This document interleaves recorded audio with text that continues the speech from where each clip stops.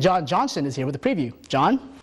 Thanks, Neil. And it may look a little like Christmas around here, but Big Ten baseball and softball are in full swing. Also, the University of Michigan men's ice hockey team begins Frozen Four tournament play. Jay's got you covered with that and more, so stick around as the Highlight Lounge is next. Get some traffic on the way.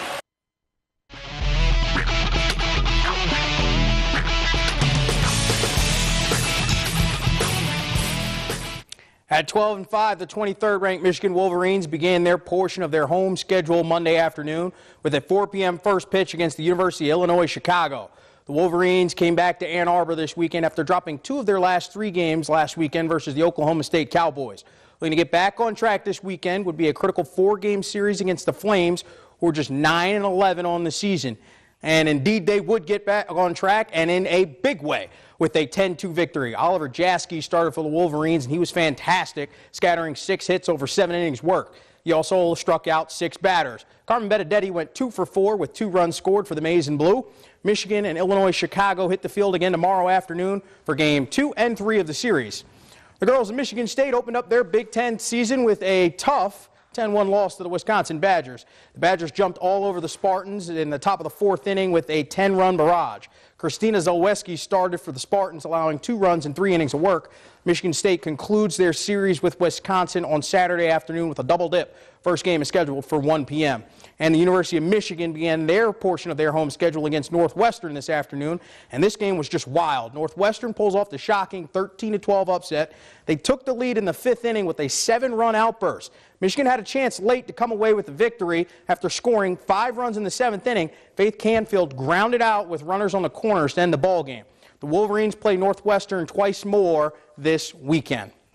The University of Michigan began their quest for a national championship Friday evening with the boys in Maize and Blue entering Frozen Four tournament play on the heels of their first Big Ten tournament championship since 2010.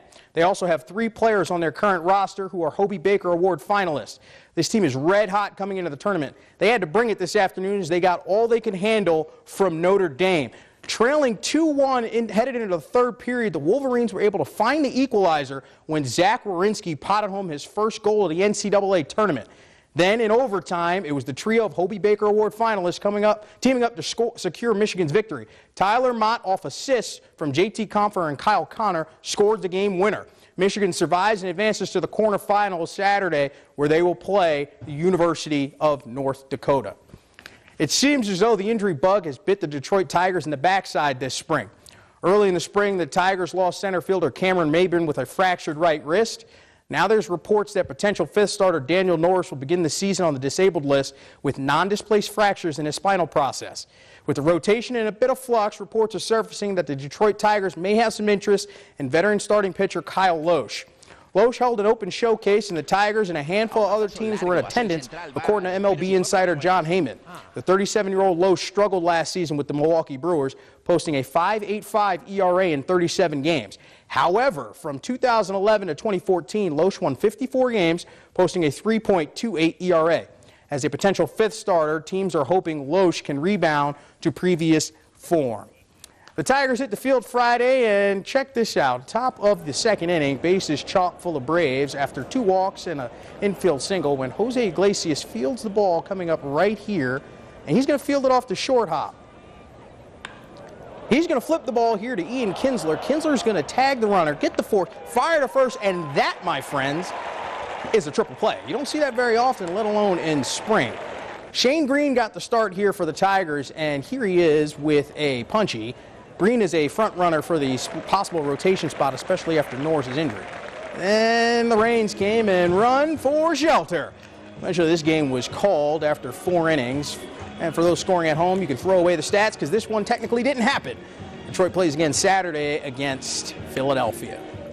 And the Detroit Pistons are back in action this evening, riding a 4-game win streak. Offense has not been the issue for Detroit during their win streak, averaging 110 points per game over that stretch.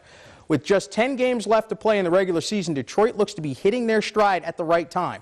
With a win tonight, the Pistons would move a full 2 games ahead of the Chicago Bulls for the 8th and final playoff spot. They also would pull even with the Indiana Pacers for the 7th spot. Now, Charlotte has been playing some excellent basketball of their own, having won 2 in a row and 11 of their last 13. And to the Palace we go, and boy, were Piston fans treated to a good one tonight. Remember when I mentioned that the Pistons averaged 110 points per game during their 4-game winning streak? Yeah, well, they got there again tonight, and here we are in the first. It's Marcus Morris with the 3-ball, and that's money.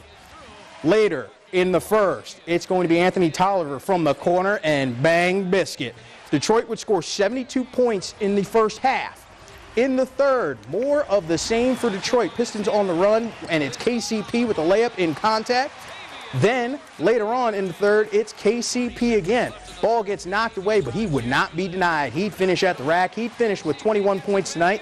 And for icing on the cake, it's little Steve Blake. He drives baseline, finding Anthony Tolliver underneath for a little window dressing. Charlotte would make a late run, but it wouldn't matter. It'd be all for naught as the Pistons win their 5th consecutive game, 112-105. Detroit is now tied with Indiana for the 7th seed, and that is the highlight lines. We'll be back again Saturday night.